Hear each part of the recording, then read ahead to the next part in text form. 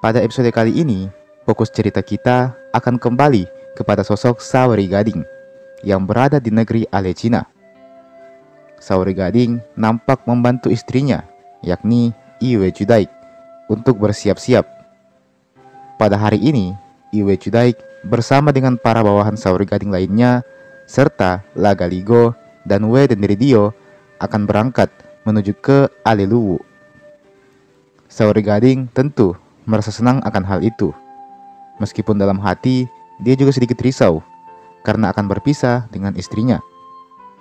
Ya, Saori Gading rupanya masih menepati janjinya untuk tidak kembali ke Ale Luwu. Dan sepertinya akan tetap tinggal di Ale Cina, sedangkan istri dan anak-anaknya akan pergi ke Ale Luwu untuk menyaksikan secara langsung seperti apa kampung halaman ayahnya dan juga suaminya ini. La Panandrang akan menjadi orang yang memimpin pelayaran tersebut. Perahu raksasa Walendrenge pun juga telah siap untuk berlayar. Tibalah mereka semua di dermaga. Saori Gading mengucapkan beberapa nasihat dan kata-kata perpisahan kepada istri dan anak-anaknya ini. Dia pun melepas mereka pergi dan berlayar ke Ale Luwu. Saori Gading sejatinya merasa cukup sedih ketika istri dan anak-anaknya telah berada cukup jauh dengan kapalnya. Saori Gading mendadak rindu dengan kehangatan di Ale Luwu. Saori Gading mendadak ingat dengan masa-masa kecilnya di Ale Luwu. Dia kembali teringat dengan orang-orang di Ale Luwu yang telah berjasa membesarkan dan mendidiknya hingga seperti sekarang ini. Namun, apalah mau dikata, janji tetaplah janji. Kini, Saori Gading hanya mampu meratapi kesepian yang akan menghampirinya mulai hari ini. Sementara itu, di atas kapal Walendrenge, La Panandrang menjelaskan bahwa butuh waktu hingga 10 hari sebelum angin kencang datang dan akan membawa kapal Walendrenge ini sampai ke tengah lautan dan memulai perjalanannya ke Ale Luwu. Dan singkat cerita, 10 hari kemudian, Iwe Judaik dan yang lainnya sudah hampir tiba di tengah lautan. Namun terlebih dahulu mereka memutuskan untuk singgah di sebuah kerajaan Tomanurung yang bernama Wewang Driuk. Usai dari Wewang Driuk, mereka kembali melanjutkan perjalanannya.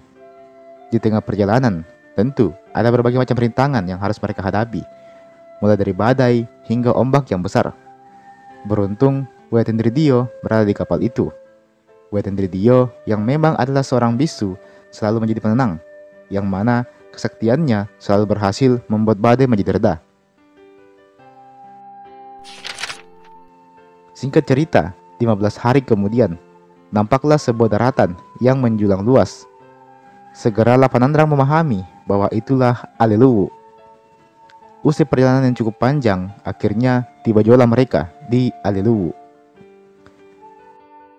Di Ale Luwu sendiri, sudah terdengar kabar sejak jauh-jauh hari bahwa rombongan dari Ale Cina akan segera sampai di Ale Luwu. Nampaklah ekspresi senang terpancar di wajah Batara Latu.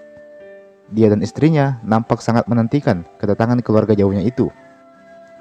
Batara Latu juga mengira bahwa Saori Gading akan ikut datang. Maka jelas, hal itu semakin menambah kesenangan dalam hatinya. Catatan kaki. Dalam buku Lagaligo R. Akern ini, alur ceritanya sedikit berbeda, di mana di sini digambarkan bahwa Batara Latu dan Wedatu Sengeng masih memimpin di Ale Luwu dan belum dikirim ke Kerajaan Langit. Agak sedikit berbeda dengan Lagaligo yang dinovelisasikan oleh Dul Abdurrahman yang menceritakan kalau Batara Latu dan Wedatu Sengeng telah dikirim ke Kerajaan Langit setelah Saori Gading dilahirkan. Semoga dapat dipahami ya perbedaan ini. Mari kita nikmati saja ceritanya. Oke, lanjut. Pada akhirnya, tiba juga rombongan Iwe Judaik ini ke Ale Luwu. Mereka jelas disambut dengan sangat meriah. Lagaligo menjadi orang yang paling disorot kala itu. Bagaimanapun, dialah anak dari Saori Gading yang diharapkan menjadi masa depan dari Ale Luwu nantinya. La Panandrang nampak berpelukan erat dengan ayahnya, La Pangoriseng. Sedangkan La Masaguni saling bercengkrama dengan ayahnya, La Temalureng. Usai melewati serangkaian acara seremonial, akhirnya tiba juga mereka di hadapan Batara Latu dan permaisurinya. Sayangnya Batara Latu sedikit kecewa kala mengetahui bahwa Saori Gading tak ikut bersama dengan Iwe Chudaik dan yang lainnya. Meski begitu, kehadiran Lagaligo sedikit menjadi pelipur lara di hatinya. Lagaligo memperkenalkan dirinya, memperkenalkan istri-istrinya, hingga anak-anaknya, utamanya Aji Laide yang nampak menjadi anak kebanggaannya. Tentu saja, Lagaligo tidak menyebutkan apapun soal Lama Pangandro yang sudah dihapus namanya dari kartu keluarganya. Batara Latu nampak sangat antusias bercengkrama dengan cucunya itu. Mereka saling bercerita tentang kerajaan masing-masing. Dan tentu saja, keduanya paling senang menceritakan tentang sosok Saori Gading. Baik Batara Latu maupun Lagaligo amat sangat mengagumi petualangan Saori Gading yang memang amat sangat heroik itu. Sementara itu, Uwe Datu Sengeng nampak sangat terkesima dengan istri Saori Gading, yakni Iwe Chudaik. Dia merasa bahwa memang benar kecantikan Iwe Chudaik setara dengan kecantikan putrinya, Uwe Tendri Abeng. Di satu sisi, para istri Saori Gading yang ada di Luwu nampak bersedih bukan main. Mereka sejatinya mengira bahwa Saori Gading akan datang ke Luwu, namun ternyata tidak. Uwe Panangareng adalah istri Saori Gading yang paling merindukan sosok suaminya tersebut. Dia menyaksikan dengan mata kepalanya sendiri sosok Iwe Chudaik. Dia pun mengakui bahwa kecantikan Iwe Chudaik mengalahkan kecantikannya secara telak. Tak ayal, hal itu membuat Uwe Panangareng jadi merasa malu. Dan pada akhirnya, dia memutuskan untuk pergi meninggalkan acara jamuan makan tersebut. Uwe Panangareng masuk ke dalam bilik kamarnya, mengunci dirinya, dan membenamkan dirinya di dalam kamar tersebut. Air matanya mengalir deras, tak lagi mampu dia membendungnya. Memang pantaslah Saori Gading meninggalkanku. Kecantikan Iwe Chudaik 1000 kali lipat dariku. Memang tidak pantas aku merindukan sosoknya. Dia telah bahagia bersama dengan permaisurinya di Cina. Aku tidak pantas lagi untuk merindukannya. Demikian batin Uwe Panangareng. Kesedihan menjadikan dirinya semakin larut dalam kegalauan. Sementara itu, mari kita beranjak ke sosok Saori Gading yang sejak tadi melamun di bilik kamarnya. Dia memang lagi galau memikirkan Luwu dan keluarganya yang ada di sana. Ingin rasanya Saori Gading untuk menyusul mereka semua. Namun lagi-lagi sumpah membatasinya untuk melakukan hal itu. Meski begitu, salah seorang pembesar istana menasihati beliau dan mengatakan bahwa Saori Gading telah mempunyai anak, dan anak itu adalah Lagaligo. Lagaligo akan memimpin Luwu dan Cina. Maka jelas telah selesai sumpah Saori Gading ini. Dia sudah bisa kembali lagi ke Luwu. Lagi pula, semua orang di Luwu pasti akan memaafkannya dan menyambutnya dengan tangan terbuka. Merasa tergugah dengan nasihat itu, maka Saori Gading pun memutuskan untuk berlayar ke Luwu. Di tengah malam, Saori Gading mempersiapkan beberapa orang kru dan juga kapal. Secara diam-diam, dia bersama dengan rombongannya berangkat dan menyusul ke Luwu, tanah kelahirannya. Lantas, bagaimanakah kelanjutan cerita ini? Kita akan sambung di episode berikutnya. Sudah beberapa hari lamanya semenjak rombongan Iwe Chudaik sampai di kerajaan Luwu. Hari-harinya mungkin nampak menyenangkan. Dia dihibur oleh obrolan hangat bersama dengan mertuanya, yakni Uwe Datu Sengeng. Meski begitu, tiap malam tiba, Iwe Chudaik selalu dilanda kegalauan yang teramat sangat. Tentu, dia sangat merindukan suaminya, Saori Gading, yang dianggapnya sedang meratap sendirian di Cina. Kerinduan ini membuat Uwe Chudaik selalu larut dalam tangisan kesedihan tiap malamnya. Sampai suatu ketika, salah satu anaknya, yakni Uwe Tendridio, menghampirinya dan berkata bahwa semalam dia bermimpi bahwa ayahnya, yakni Saori Gading, sedang dalam perjalanan ke Luwu dan sudah sampai di sekitaran wilayah Wewangdriu. Spontan, hal itu membuat Uwe Chudaik jadi sangat gembira. Akhirnya dia akan berjumpa lagi dengan suaminya. Meskipun sejatinya mereka belum begitu lama berpisah. Beberapa hari kemudian, Saori Gading akhirnya tiba juga di Tanah Luwu ini, kampung halamannya. Kampung yang telah menjadi tempatnya dilahirkan, tumbuh, dan dibesarkan. Ada perasaan haru dalam benak Saori Gading. Dia mengamati baik-baik dermaga tersebut. Ternyata memang tidak berubah sama sekali. Masih sama seperti kala dia pergi dulu. Saori Gading pun menjadi semakin tidak sabar untuk bertemu dengan kedua orang tuanya, istri-istrinya, dan tentu saja para warga yang telah lama merindukannya. Saori Gading pun mengutus salah seorang kru kapalnya untuk melaporkan kedatangannya ke pihak istana Aliluwu. Singkat cerita, laporan tersebut telah sampai ke telinga Batara Latu. Tentu, dia sangat antusias mendengar hal itu. Segera dia memerintahkan tangan kanannya, yakni Lapang Horiseng, untuk mengatur segala macam persiapan demi menyambut Saori Gading. Dan pada akhirnya, secara cepat, datanglah usungan yang menjemput Saori Gading. Saori Gading digiring menuju ke tengah-tengah kota, di mana di sanalah istananya berada. Semua warga langsung berkumpul. Mereka menangis dan berteriak dengan penuh sukacita. Kedatangan Saori Gading membuat mereka semua merasakan kebahagiaan yang teramat sangat. Saori Gading hanya bisa tersenyum memandang ke semua rakyatnya. Dia tidak menyangka akan mendapat sambutan semegah ini. Dari kejauhan, nampaklah para istri-istri Saori Gading yang nampak hanya berani mengintip saja. Mereka terlalu malu untuk mendekati Saori Gading. Lagi pula, Saori Gading sudah punya Iwe Cudaik. Salah satu dari istri-istri tersebut tidak lain dan tidak bukan adalah We Panangareng. We Panangareng merasa bersyukur. Akhirnya, penantiannya selama ini bisa terobati. Sosok Saori Gading yang merupakan suaminya akhirnya kembali juga ke Aliluwu ini. Terlintas beberapa ingatan dalam benak We Panangareng. Kala itu, dirinya dan Saori Gading tengah berada di dalam sebuah kamar.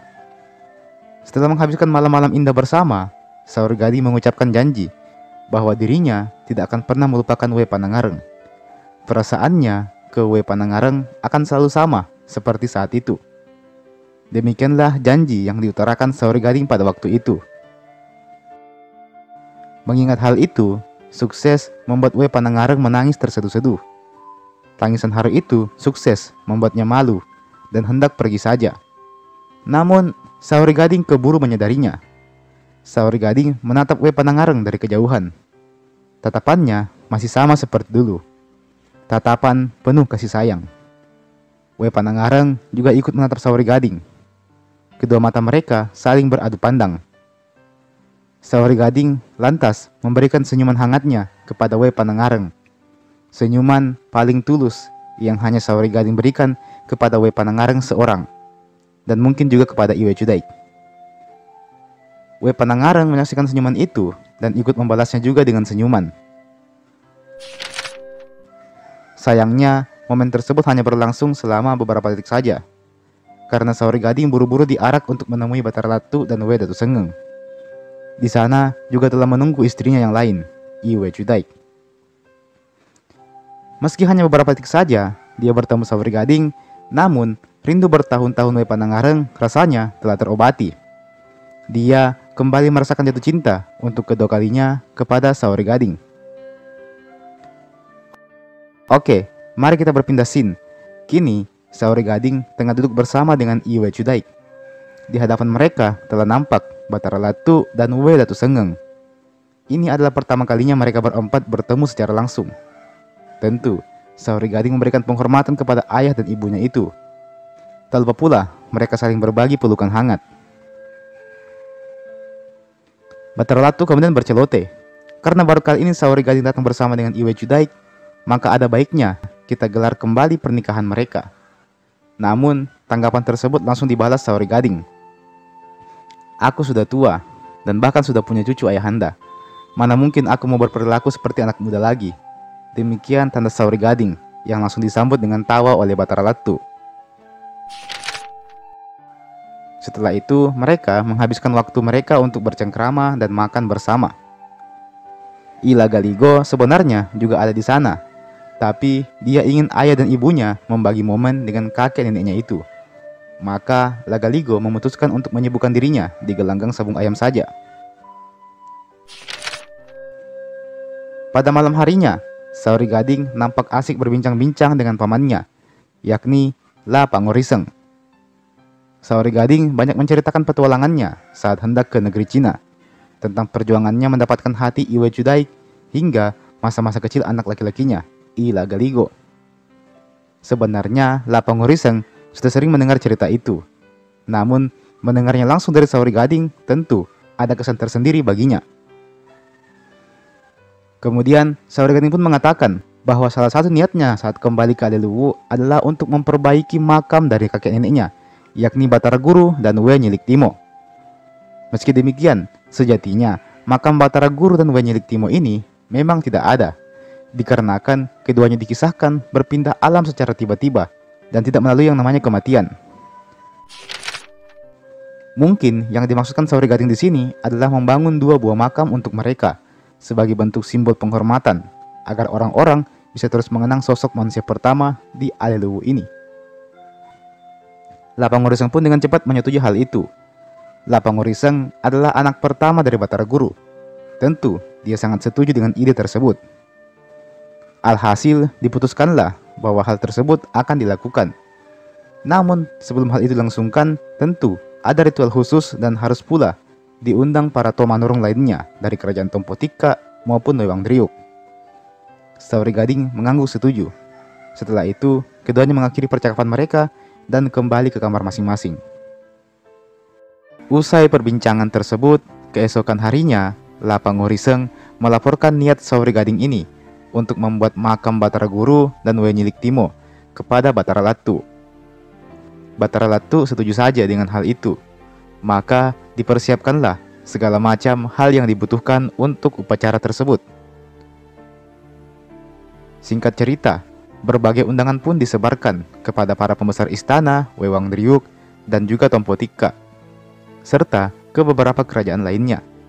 Yang mana beberapa hari kemudian datanglah para rombongan tersebut ke Aleluwu. Salah satunya adalah We Adiluwu yang akhirnya bisa bertemu dengan adiknya, We Datu Sengeng. Keduanya adalah putri penerus Tompotika yang kala itu hampir hancur. Beruntung Batara Latu beserta pasukannya berhasil menyelamatkan mereka kala itu, dan berakhir dengan Batara Latu menikahi We Datu Sengeng. Untuk menyambut acara tersebut, maka diadakanlah acara sabung ayam selama 1 minggu lamanya. Lagaligo menjadi orang yang paling antusias mengikuti kegiatan ini, dan bisa ditebak kalau Lagaligo lah yang akan memenangkan turnamen sabung ayam tersebut. Di satu sisi, Saori Gading sedang berdiri melihat-lihat sekeliling istana. Para tamu undangannya nampak bersukacita. Mereka disuguhkan berbagai hiburan, musik, makanan, dan minuman yang terbaik. Meski begitu, ada satu masalah yang mengganjal di benak Saori Gading. Dia merindukan saudara kembarnya, yakni We Tendri Abeng. We Tendri Abeng memang belum diundangnya untuk datang di acara ini. Saori Gading merasa diundang pun akan percuma, karena We Tendri Abeng tidak bisa naik turun sesuka hatinya ke kerajaan bumi ini. Belum lagi Saori Gading khawatir dengan reaksi We Tendri Abeng kala mengetahui bahwa dirinya telah kembali ke Aleluwu. Bagaimana kalau dia marah atau justru membencinya karena dianggap tidak menepati janji? Demikian berbagai macam perasaan menghantui dirinya. Meski begitu, pada akhirnya Saori Gading tetap juga mengirim seekor burung ke kerajaan langit untuk mengundang We Tendri Abeng turun ke bumi. Tak lupa, burung tersebut ditugaskan untuk menyampaikan kronologi mengapa Saori Gading bisa sampai di Aleluwu ini. Pada akhirnya, burung tersebut pun tiba di kerajaan langit. Dia menghadap We Tendri Abeng dan suaminya, Rambang Rilangi. Keduanya sempat berdebat. Rambang Rilangi agak ragu untuk turun ke bumi. Namun, We Tendri Abeng justru sangat ingin turun ke bumi. Tentu, dia sangat merindukan kedua orang tuanya, serta saudara kembarnya. Alhasil, keduanya pun sepakat akan turun bersama ke kerajaan bumi. Namun, We Tendri Abeng memutuskan untuk turun lebih dulu, karena memang sudah tak sabar untuk menemui Saori Gading dan yang lainnya. Sedangkan Rambang Rilangi entah apa dan mengapa, justru berniat untuk menemui sang Patatoe terlebih dahulu dan hendak mengundang sang Patatoe beserta istrinya, yakni Datuk Palinge, untuk turun ke bumi dan menghadiri acara bikinan Sauri Gading tersebut. Tak berselang lama, burung tersebut telah kembali ke hadapan Sauri Gading dengan membawa kabar gembira bahwa Wei Tendiri Abang bersedia untuk datang di acara tersebut. Sauri Gading pun jadi senang bukan main. Untuk itu, segera dia bergegas menuju ke danau untuk mandi, agar dirinya kelihatan bersih saat bertemu dengan Wei Tendiri Abang nanti.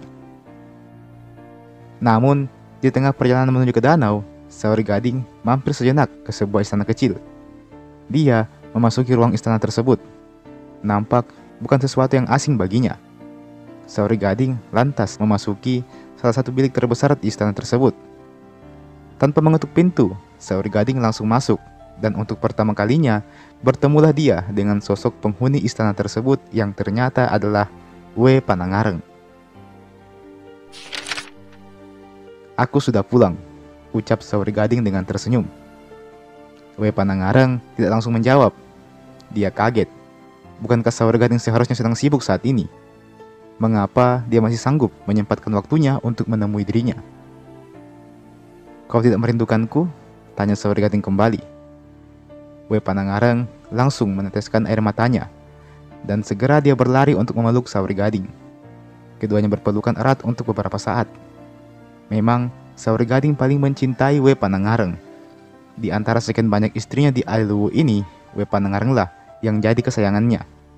Sedangkan Wei Panangareng tak perlu ditanyakan lagi. Jelas dia cinta mati dengan Sauri Gading ini. Alhasil, keduanya pun menghabiskan beberapa saat waktunya untuk melepas rindu. Keduanya hanyut dalam badai asmara yang telah tertunda selama belasan tahun. Keduanya masih merasakan perasaan yang sama. Meski begitu, Sauri Gading memang telah punya Iwe Cudaik, yang posisinya jelas satu tingkat di atas Wei Panangareng. Setelah menghabiskan beberapa saat waktunya, Sauri Gading pun berpisah dengan Wei Panangareng. Dia lantas kembali ke danau untuk mandi sepuas-puasnya di sana. Setelah itu, dia kembali ke istana untuk menemani para tamu yang telah datang. Dari kejauhan, nampaklah sebuah pelangi yang turun dari langit. Seperti biasa, petir dan guntur menyambar-nyambar. Tandanya ada seseorang yang turun dari langit. Dan tak butuh waktu lama bagi Sauri Gading untuk mengetahui bahwa yang turun itu adalah Wei Tendiri Abang. Segera dia bersiap untuk menyambut kedatangan tamu terhormatnya itu. Setelah upacara penyambutan, kini datanglah Rambang Rilangi, suami dari Wei Tendiri Abang, yang memang datang agak belakangan. Dia pun disambut dengan penuh hormat, layaknya Wei Tendiri Abang. Sauri Gading berpelukan dengan Wei Tendiri Abang. Keduanya melepas rindu satu sama lain. Batara Ratu juga ikut memeluk anak perempuannya itu. Ini adalah pertama kalinya keluarganya lengkap berkumpul. Tak ayal hal itu membuat Batara Ratu jadi menangis. Dia membayangkan kalau saja ayahnya, Batara Guru, ada di sampingnya saat ini. Maka tentu Batara Guru akan bangga menyaksikan bumi yang dulunya kosong melompong ini telah dipenuhi dengan berbagai manusia dari kerajaan-kerajaan yang berbeda. Di tengah-tengah reuni tersebut, Rambang Rilangi menghampiri mereka dan menyampaikan kabar yang paling mengejutkan. Sang Patatoe beserta istrinya, Datuk Palinge, bersedia untuk hadir di acara ini. Mereka akan turun keesokan harinya. Mendengar kabar tersebut, maka segera Batara Ratu mengusap air matanya. Nampaknya dia tak punya waktu untuk menangisi ini itu. Dia harus mempersiapkan semua hal yang dia punya untuk menyambut kedatangan sang Patatoe keesokan harinya. Sauri Gading juga dilanda panik bukan main. Dia segera membantu menyiapkan segala hal yang diperlukan untuk penyambutan tersebut.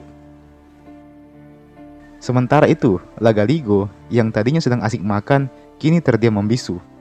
Iya, dia adalah orang yang paling sering menentang sang Patatoe.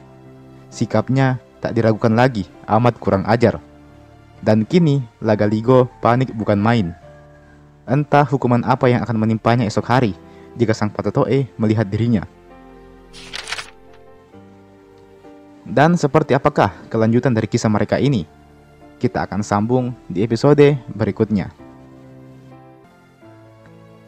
Usai mendengar kabar bahwa sang Patetoe akan turun ke bumi untuk menghadiri acara bikinan Saori Gading ini, maka seluruh orang di Luwu mendadak disibukkan dengan berbagai macam persiapan untuk menyambut tamu terbesar mereka sepanjang sejarah. Namun, persiapan itu tidak serta-merta berjalan mulus. Pasalnya, bumi seperti sedang diguncang bukan main. Bumi terus-menerus bergetar, langit terus bergemuruh, angin kencang menyambar tiada henti. Semua orang juga panik bukan main. Ini tentunya tak lepas dari kedatangan sang Patetoe. Bedanya, jika yang datang itu hanya dewa biasa, maka gemuruh ini hanya akan berlangsung beberapa saat saja. Sedangkan jika yang turun adalah sang Patetoe, maka gemuruhnya akan berlangsung selama beberapa hari. Tak ayal, gemuruh ini menjadikan Iwe Chudai ketakutan bukan main. Dia merasa bahwa ada yang aneh dengan Aleluwu ini. Iwe Chudai mengira kalau Aleluwu sedang dikutuk karena berani mengundang sang Patetoe. Saori Gading hanya berusaha menenangkan istrinya itu sambil berkata bahwa ini bukanlah hukuman dari sang Patetoe. Malah justru sebaliknya. Ini adalah tanda bahwa sang Patetoe setuju dan akan datang ke bumi. Sementara Saori Gading mati-matian menenangkan istrinya, nampaklah Batara Latu yang sedari tadi berdoa tanpa henti. Dia berharap agar bumi menjadi sedikit tenang. Namun nampaknya hal itu tak berhasil. Satu-satunya yang tenang saat itu adalah Lagaligo yang nampak asik menyabung ayam. Dirinya sepertinya tak peduli dengan kondisi bumi yang sudah seperti mau kiamat ini. Bagi Lagaligo, sabung ayam adalah yang utama. Meski begitu, tidak dapat dipungkiri kalau pikirannya juga sedang berkecamuk. Dia rada was-was memikirkan jika sang Patetoe marah kepadanya dan malah menghukumnya saat itu. Sempat terbesit keinginan untuk melarikan diri saja dalam benak Lagaligo. Namun beruntung, dia masih punya harga diri untuk tidak kabur dari pertemuan ini. Harga diriku sebagai bangsawan Luwu dan Bugis sedang dipertaruhkan di sini. Demikian batinnya. Usut punya usut, bumi kini semakin menjadi-jadi. Getarannya sukses membuat Iwe Chudai ketakutan setengah mati. Belum pernah dia setakut ini dalam hidupnya. Rupanya memang sang Patetoe hendak memberikan hukuman kepada Iwe Chudai. Karena hanya Iwe Chudai saja yang beranggapan buruk kepada sang Patetoe.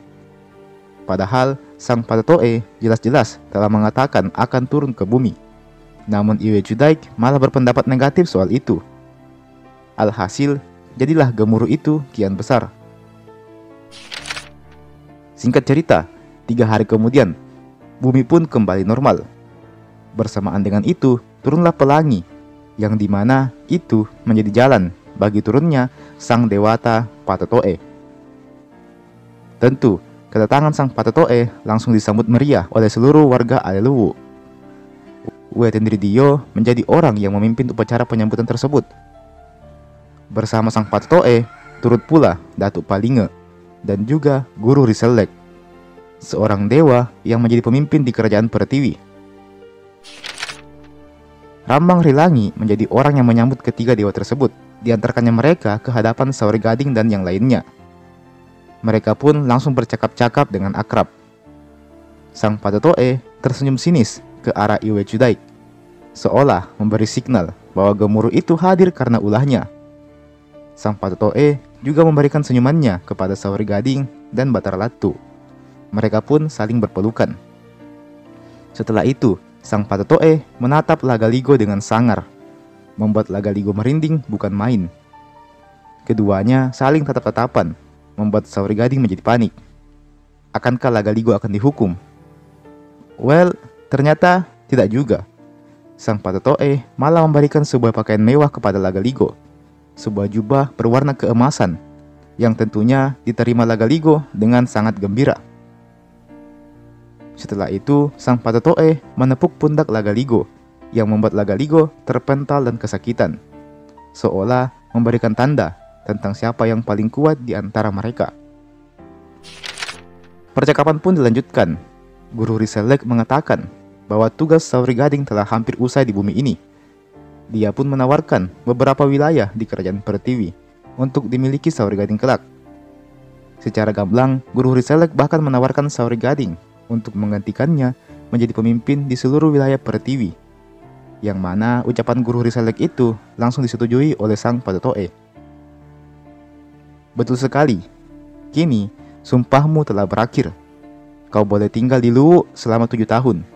Setelah itu, menjadilah seorang pemimpin di Pertiwi dan gantikan Guru Hriselek. Kalau kau khawatir akan keluargamu, maka akan kukirimkan mereka semua ke Pertiwi bersamamu. Kelak akan kuanugerahi seorang anak perempuan kepadamu. Berilah anak perempuan itu nama Welunru Toja. Kemudian akan kuberikan seorang anak laki-laki untuk Wetendri Abeng, yang akan diberi nama Salendrung Langi. Kelak setelah dewasa, anakmu itu dan anak Wetendri Abeng akan dipertemukan di bumi, dan keduanya akan menikah untuk menjadi penerus kalian di kerajaan bumi. Demikian tanda sang Patatoe. Sauri Gading pun memikirkan hal tersebut matang-matang. Sebelum akhirnya, Sauri Gading menyetujui hal tersebut. Kemudian sang Patatoe kembali mengatakan beberapa hal menarik. Salah satunya tentang anaknya, yakni Batara Guru, yang sejatinya juga ingin ikut turun ke bumi dan mengikuti acara ini. Namun dilarang oleh sang Patatoe, karena memang acara ini adalah untuk mengenang jasa Batara Guru dengan Wenyiliktimo. Tentu akan aneh rasanya jika orang yang dikenang justru masih ada di bumi. Batara Latu agak kecewa mendengar hal itu, namun dia memaklumi. Karena itu sudah menjadi kehendak sang Patatoe. Pesta pun kembali dilanjutkan. Ila Galigo yang merasa sudah aman hidupnya, kini semakin ceria bermain sabung ayam bersama dengan rekan-rekan sejawatnya. Sauri Gading nampak bercerita dengan sepupu sekaligus mantan kru kapalnya. Siapa lagi kalau bukan dengan Pallawa Gau. Keduanya bercerita, saling berbagi pengalaman memerintah di kerajaan masing-masing. Ketika musik mulai terdengar, maka mereka berdua pun langsung menari-nari bersama, yang mana membuat acara tersebut menjadi semakin meriah. Sang Patatoe maupun Guru Hriselek sangat puas dengan acara tersebut. Selain sakral, namun tidak membosankan dan penuh keceriaan. Datu Palinge nampak sibuk menasihati Iwe Cudaik. Nampaknya ada 1000 kata yang ingin dia ucapkan kepada kelakuan Iwe Cudaik di masa lalu. Batara Latu asik duduk bersama dengan permaisurinya, We Datu Sengeng. Keduanya saling tertawa dan makan bersama. Sementara itu, Wetendri Dio terus menari dengan indahnya, membuat semua orang jadi terpikat. Wetendri Abeng menyaksikan hal itu dan berniat menjadikan Wetendri Dio sebagai penggantinya kelak di kerajaan langit. Seorang dewa bernama Gutu Patalo bahkan terpikat dengan Wetendri Dio ini. Dia pun berniat untuk menjadikan Wetendri Dio sebagai istrinya. Namun tentu itu kembali lagi ke Wetendri Dio-nya. Dia mau atau tidak. Dan kita akan temukan jawabannya di episode berikutnya. Kali ini masih berlatar di acara pesta yang digelar oleh Sauri Gading. Acara ini dibuat untuk mengenang jasa-jasa Batara Guru dan istrinya, Wenyiliktimo, yang telah berjasa membangun peradaban awal di Aleluwu. Acara ini dihadiri oleh banyak tokoh dari Luwu maupun dari kerajaan lain. Bahkan sang Patatoe sendiri pun ikut hadir dalam acara ini. Sauri Gading dan Pallawa Gau nampak asik menari-nari. Mereka menghibur sang Patatoe beserta rombongannya. Selain Sauri Gading, Wetendri Dio juga menjadi salah satu yang menari-nari di situ. Tariannya memang yang paling memukau, sehingga banyak orang terkesima dengan tariannya itu. Salah satunya adalah seorang dewa yang bernama Gutu Patalo. Gutu Patalo ini nampak sangat kagum dengan sosok Wetendri Dio. Tak ayal, dia pun berniat untuk menikahi Wetendri Dio. Sayangnya, pernikahan tersebut tak dapat dilangsungkan karena Wetendri Dio sudah menikah dengan raja dari kerajaan Sopeng yang bernama La Tendridolo. Meski begitu, Gutu Patalo masih tak mau mengalah. Usai Wetendridio selesai menari, dia bergegas memasuki kamarnya untuk beristirahat. Namun siapa sangka Gutu Patallo juga ikut memasuki kamar tersebut. Gutu Patallo dengan beringas hendak berbuat macam-macam dengan Wetendridio. Dengan gamblang dia berani menyentuh Wetendridio. Wetendridio pun berontak melawan. Apa gerangan maksud Tuan berbuat seperti ini? Aku telah punya suami. Demikian ucap Wetendridio setengah membentak. Aku ingin mengajakmu bersamaku ke kerajaan langit. Kita akan menikah di sana. Kemudian kau akan menggantikan posisi Wetendri Abeng. Demikian ujar Gutu Patallo. Belum sempat Wetendridio membalas ucapan itu, tiba-tiba Wetendri Abeng ikut memasuki kamar Wetendridio dan berucap, "Jangan berani-berani kamu mengganggu keponakanku ini. Kuakui, memang aku ingin menjadikannya penggantiku. Tapi tidak berarti dia harus menikahimu. Lagi pula, dia sudah punya suami." Demikian ucap Wetendri Abeng. Kali ini dia nampak mengancam. Karena sudah terdesak, akhirnya Gutu Patallo segera meninggalkan kamar tersebut dengan mulutnya yang sedikit berkomat-kamit. Nampaknya dia tidak terima dengan perlakuan Wetendri Abeng barusan. Sementara itu, sang Patatoe dan istrinya Datuk Palinge serta Guru Riselek nampak sedang berpamitan dengan Sauri Gading dan juga Batara Latu. Mereka sepertinya sudah berniat untuk kembali ke kerajaannya masing-masing. Tentu kepergian mereka juga diantar dengan penuh kemeriahan, seolah berterima kasih atas kesediaan sang Patatoe untuk menghadiri pesta di kerajaan bumi ini. Usai peristiwa itu, kini timbullah peristiwa baru. Nampaknya perlakuan Gutu Patallo ke Wetendridio telah menyebar luas beritanya, membuat Iwe Cudaik selaku sang ibu merasa sangat sedih. Ada dua hal yang menjadikannya sedih. Yang pertama, atas perlakuan kasar Gutu Patallo. Dan yang kedua, karena adanya perjanjian bahwa suami Wetendridio bisa saja menceraikannya. Mengingat Gutu Patallo pasti akan menyuruhnya untuk menceraikan Wetendridio. Selain itu, niat awal mereka menikah memang semata-mata hanya karena menginginkan seorang anak penerus saja. Tak ayal, hal ini menjadikan kemungkinan Wetendridio menikahi Gutu Patallo pun semakin besar. Jika demikian, maka Wetendridio akan pergi ke kerajaan langit dan berpisah dengan Iwe Cudaik tentunya. Kendati demikian, apalah mau dikata, kehendak seorang dewa adalah mutlak. Maka beberapa hari kemudian, datanglah La Tendridolo menemui Wetendridio. Keduanya menghabiskan malam-malam bersama sebelum akhirnya Wetendridio mengucapkan kata-katanya. Aku akan pergi ke kerajaan langit. Pernikahan kita telah usai sampai di sini. Kata-kata itu sukses menghadirkan air mata bagi La Tendridolo.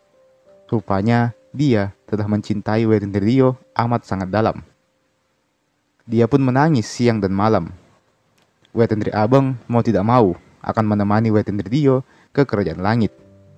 Dan seperti janji, Wetendridio akan menggantikan posisinya sebagai bisu kelak di kerajaan langit. Lagaligo berkata, "Andai sejak awal ku tahu akhirnya akan begini, ku tak akan mau pergi ke Aleluwu dan mengambilkan peralatan bisu untukmu waktu itu." Sauri Gading hanya mampu terdiam saja. Dia menenangkan Iwe Cudaik yang bersedih karena akan berpisah dengan anak perempuannya ini. Batari Toja, Daeng Talaga, selaku anak perempuan Wetendridio juga ikut menangisi kepergian ibunya ini. Meski begitu, dia tak bisa berbuat apa-apa. Hanya tangis yang mewakili perasaannya. Sementara itu, La Tendridolo bahkan punya ide gila. Dia meminta Ilagaligo, kakak iparnya ini, untuk membunuhnya saja, supaya arwahnya bisa naik ke kerajaan langit dan bersama kembali dengan Wetendridio di sana. Lagaligo yang mendengar hal itu tentu menolak. Dia tak mau membunuh adik iparnya sendiri, apalagi untuk alasan yang terlalu berlebihan seperti itu. Dan pada akhirnya, pergi jualah Wetendridio bersama dengan Wetendri Abeng ke kerajaan langit. Wetendri Abeng berjanji akan mengawasi Gutu Patallo. Jika seandainya dia berbuat kasar kepada Wetendri Dio, maka Wetendri Abang tidak akan segan-segan menghukum Gutu Patalo tersebut. Sementara itu, tinggallah Latendri Dolo. Ia meratap sedih kehilangan belahan jiwanya. Dia menghabiskan hari-harinya tidur dalam kamarnya, tanpa peduli lagi dengan dunia luar. Saori Gading berusaha membujuknya, namun itu nampaknya tak berhasil. Mau bagaimana lagi? Kehilangan bukanlah suatu hal yang mudah dilalui. Hanya waktu yang bisa mengobati kesedihan Latendri Dolo ini. Namun, tidak ada yang tahu berapa lama waktu yang dimaksud. Bisa jadi berbulan-bulan atau bahkan bertahun-tahun.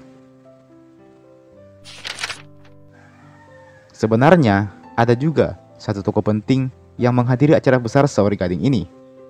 Dia dulunya juga merupakan murid dari Wetendri Abang, tapi telah memutuskan untuk turun dan tinggal di bumi. Satu-satunya anak laki-laki yang diakui oleh Lagaligo, yang tidak lain dan tidak bukan, dialah Aji Laide. Aji Laide sejatinya memang ikut juga ke Luwu. Sayangnya, dia lebih memilih untuk berpesta dengan orang lain. Dirinya merasa tak pantas bergabung dengan para raja dan pejabat besar di istana utama. Olehnya itu, Aji Laide hanya menghabiskan waktunya berkunjung dan bercengkrama dengan para warga biasa di Aliluwu ini. Sesekali dia mampir juga ke istana untuk sekedar makan dan mengobrol dengan beberapa orang. Setelah itu, dia akan menghilang lagi entah kemana. Seperti yang dilakukannya hari ini, Aji Laide lagi asik duduk santai di dermaga sambil memandangi lautan. Entah apa yang ada di pikirannya.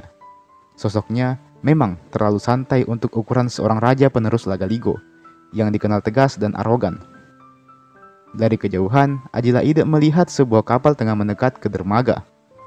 Sontak, Aji Laide pun kaget dan segera berniat untuk melaporkan hal ini kepada Batara Latu. Usai Aji Laide melaporkan kapal yang dia lihat itu ke Batara Latu, dia kembali diutus untuk menjadi orang yang menyambut kedatangan kapal tersebut. Aji Laide awalnya sangat waspada, sebelum akhirnya dia mengetahui bahwa yang datang itu adalah Lawajok Langi, seorang raja kenalan Saori Gading, yang sepertinya lambat datang ke Aliluwu. Akhirnya diantarkanlah Lawajok Langi ini ke hadapan Saori Gading, dan keduanya pun nampak asik bercengkrama satu sama lain. Lawajok Langi adalah tamu terakhir yang datang di acara tersebut. Nampaknya sesuatu telah menghambat perjalanannya. Dia juga baru tahu kalau Saori Gading telah kembali ke Aliluwu ini.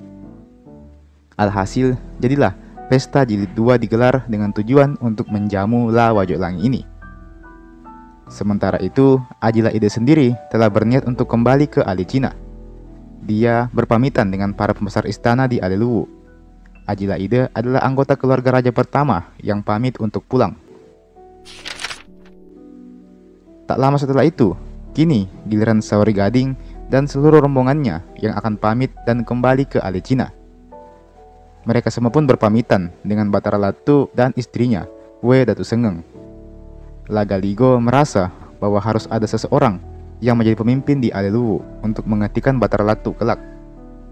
Olehnya itu, Lagaligo menyuruh anak laki-laki hasil dari perkawinannya dengan Wetendri Angka untuk tetap tinggal di Aliluwu dan mengambil alih tonggak kekuasaan Luwu kelak. Anak laki-laki itu bernama La Tendritata La Sinapati Pasaung Lolo Toware. Selain itu, anak dari La Panandrang, yakni La Sulolipu, juga diperintahkan untuk tetap tinggal di Aliluwu dan menjadi tangan kanan La Tendritata. Alhasil, dipersiapkanlah perahu besar Walendrenge. Perahu raksasa ini sekali lagi akan menunjukkan tajinya, menghantam ombak dan mengantarkan Saori Gading kembali ke Alicina. Setidaknya begitulah yang dipikirkan oleh orang-orang. Namun, Saori Gading sendiri sudah tak yakin dengan hal itu. Dia teringat dengan percakapannya bersama Guru Riselek yang memintanya untuk menjadi pemimpin di Pertiwi. Maka Saori Gading sudah punya firasat bahwa mungkin dia tidak akan sampai ke Alicina. Mungkin ini adalah pelayaran terakhirnya. Dan mungkin dia akan mati dalam pelayaran ini. Dan kemudian turun ke kerajaan Pertiwi. Singkat cerita, berangkatlah perahu Walendrenge ini mengarungi lautan. Terdapat pula kapal-kapal lain yang mengikutinya. termasuk kapal milik Lagaligo dan ke-70 pengawalnya. Awalnya, perjalanan tampak aman-aman saja, sebelum akhirnya cuaca mendadak mendung. Angin bertiup kencang, membuat ombak di lautan semakin mengganas. Para kru kapal Sauri Gading mencoba sekuat tenaga untuk mempertahankan posisi kapal mereka. Namun, seperti yang sudah dijanjikan, perahu Walendrenge milik Sauri Gading terkena ombak raksasa yang membuat perahu tersebut tenggelam ke dalam lautan. Sisa-sisa armada Sauri Gading yang menyaksikan hal itu hanya mampu meratap. Semuanya bersedih bukan main. Ombak ganas tersebut benar-benar telah menenggelamkan perahu Walendrenge tanpa jejak. Alhasil, sisa-sisa kru kapal tersebut memutuskan untuk kembali saja ke Aliluwu. Memang, yang tampak dari luar adalah tenggelamnya kapal Walendrenge ini. Namun, yang terjadi sebenarnya adalah Sauri Gading, Iwe Chudaik, dan yang lainnya sedang digiring untuk memasuki kerajaan Pertiwi. Dan mereka pun kini telah tiba di sebuah kerajaan perbatasan antara Pertiwi dengan bumi. Kerajaan ini bernama Lapi Tana. Kerajaan ini dipimpin oleh anak bungsu dari Guru Riselek dan Sinauk Toja yang bernama Rambang Ritoja. Sauri Gading pun bertemu dengan Rambang Ritoja ini. Mereka bercakap-cakap dan saling memperkenalkan diri satu sama lain. Bisa dibilang kalau Rambang Ritoja ini adalah kakek dari Sauri Gading, karena Rambang Ritoja ini adalah adik dari Wenyelik Timo, istri Batara Guru yang juga adalah kakek Sauri Gading. Sementara itu, Iwe Chudaik masih belum terima kalau mereka akan selamanya tinggal di Pertiwi. Dia masih mau ke Alecina. Dia rindu dengan Alecina. Tak ayal, Iwe Chudaik kembali ke sifat lamanya, menangis, merengek, dan meratapi dirinya yang dianggap sedang sial ini. Usai percakapan Sauri Gading dengan Rambang Ritoja usai, Sauri Gading memutuskan untuk pamit.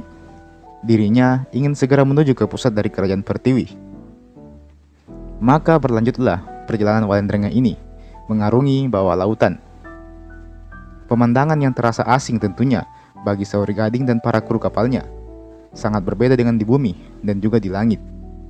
Di bawah lautan ini penuh sekali dengan keindahan yang susah untuk dijelaskan oleh mata mereka. Bersama Sauri Gading, sejatinya ikut pula Ila Galigo beserta ke-70 pengawalnya. Selain itu, Lapa Nandrang, Lama Saguni juga ikut bersama dengan Sauri Gading. Mereka terus melanjutkan perjalanan menuju ke dalam lautan yang semakin luas, sebelum akhirnya tibalah mereka di istana milik Guru Riselek dan Sinauk Toja. Kedatangan Sauri Gading ini disambut dengan sukacita. Perayaan dan pesta super meriah digelar oleh Guru Riselek. Biar bagaimanapun dia merasa bahagia. Akhirnya telah datang sosok yang pantas untuk menggantikannya memimpin di kerajaan Pertiwi. Sementara itu, berita tenggelamnya kapal Walendrenge ini telah sampai ke telinga Batara Latu dan istrinya. Keduanya pun langsung sakit seketika. Keduanya meratap berhari-hari tanpa peduli lagi dengan kerajaan Luwu yang butuh seorang pemimpin.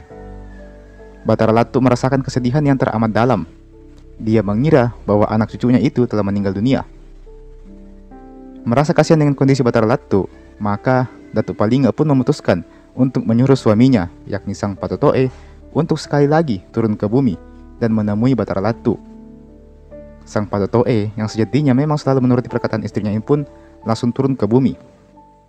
Di bumi, Sang Patotoe menceritakan semuanya kepada Batara Latu tentang Sauri Gading yang telah dikirim ke Pertiwi serta akan menggantikan Guru Riselek di sana.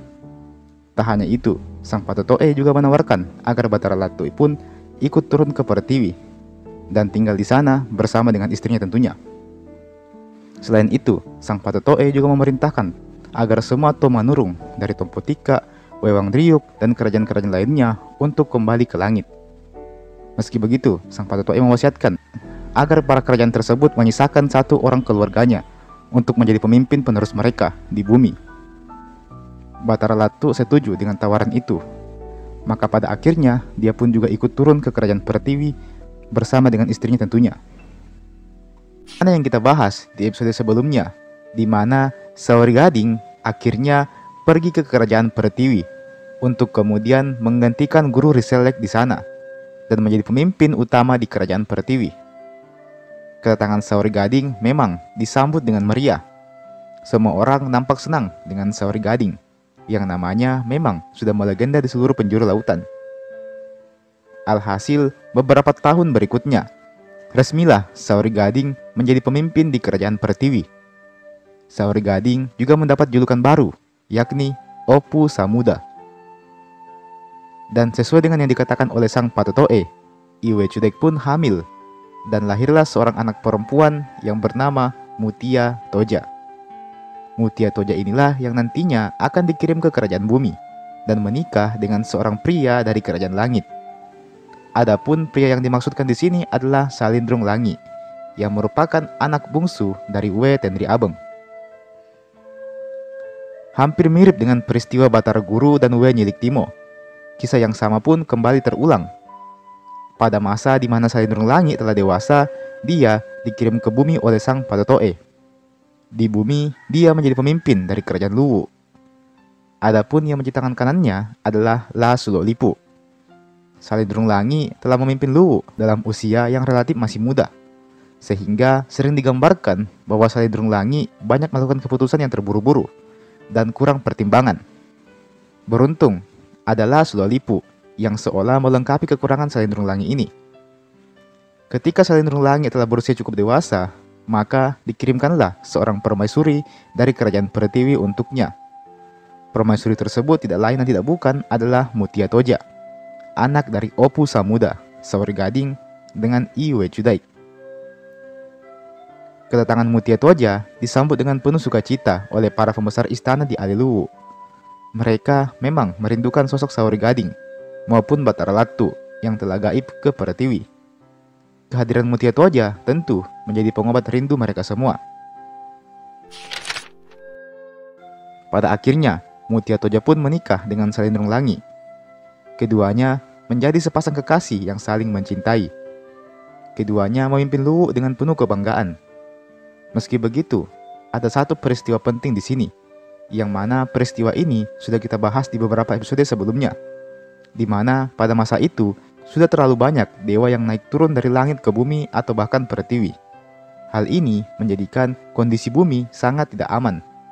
Bumi selalu bergemuruh karena para dewa seolah tak mengetahui batasannya dan selalu ke bumi seenaknya. Alhasil, sang Patotoe pun memutuskan untuk menutup pintu langit dan Pertiwi dengan rapat. Maka tidak ada lagi yang bisa ke kerajaan langit atau ke kerajaan bumi. Hal ini membuat Mutia Toja bersedih, karena dirinya tidak akan bisa lagi bertemu dengan ayah dan ibunya. Salindrung Langi juga amat bersedih, karena dia memang sangat rindu dengan ayah dan ibunya di kerajaan langit. Dan yang paling membuat mereka bersedih adalah karena Mutia Toja sedang mengandung, dan dikhawatirkan anaknya kelak tidak akan dapat menikahi seorang tua manurung yang setara dengan darah bangsawannya. Meski begitu, memang inilah ketetapan dari sang Patotoe. Ketetapan ini demi kebaikan bumi juga. Mau tidak mau, Mutia Toja maupun Salindrung Langi mencoba untuk pasrah dengan keadaan ini dan menerimanya dengan lapang dada.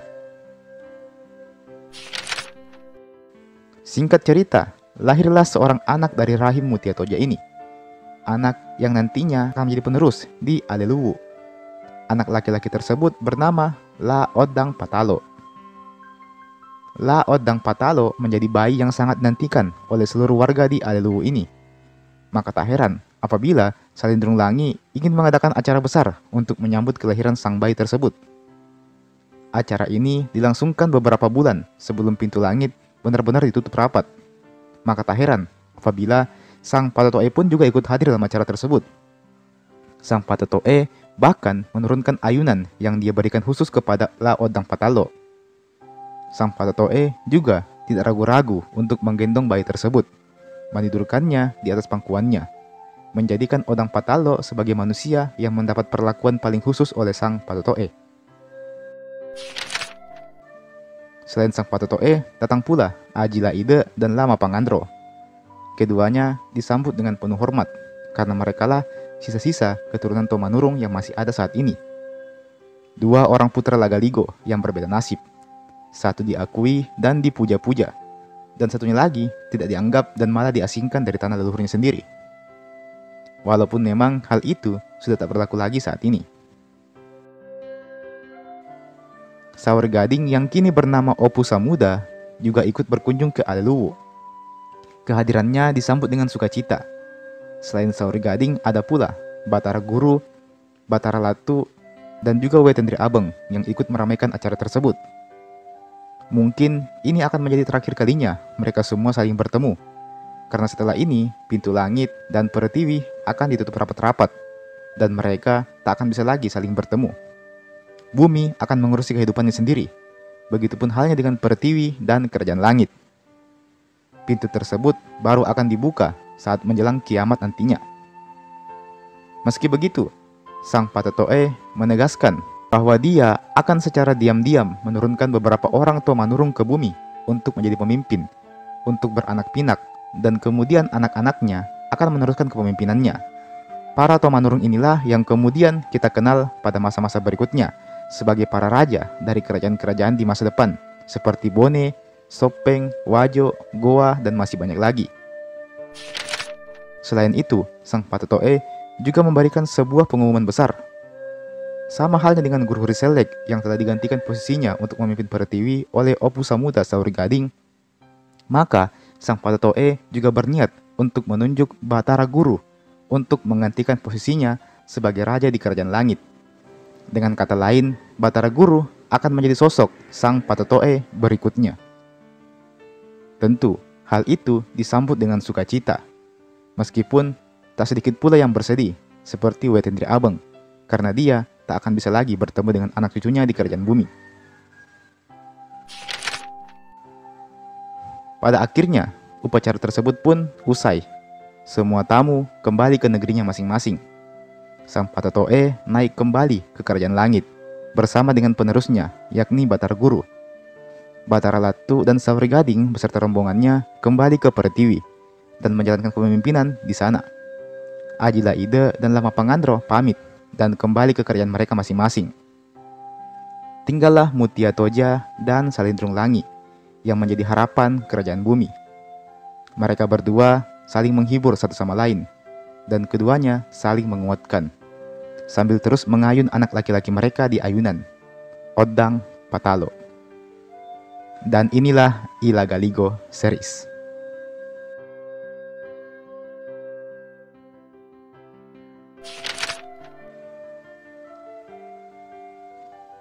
Baik teman-teman semua, sebelumnya saya mau mengucapkan terima kasih yang sebesar-besarnya karena sudah mau mengikuti serial ini dari awal sampai akhir. Telah banyak kisah yang kita dapatkan. Beberapa ada yang mengharukan, beberapa ada yang penuh dengan motivasi dan petuah, beberapa ada yang heroik dan kejam, dan ada pula yang lucu dan menghibur. Serial ini benar-benar telah tamat, tidak akan ada sambungannya lagi. Jadi sebagai penutup, saya mengajak teman-teman semua untuk menulis di kolom komentar bagaimana kesan kalian, pendapat kalian tentang kisah legendaris ini. Oke, silakan bercerita di kolom komentar di bawah. Oke,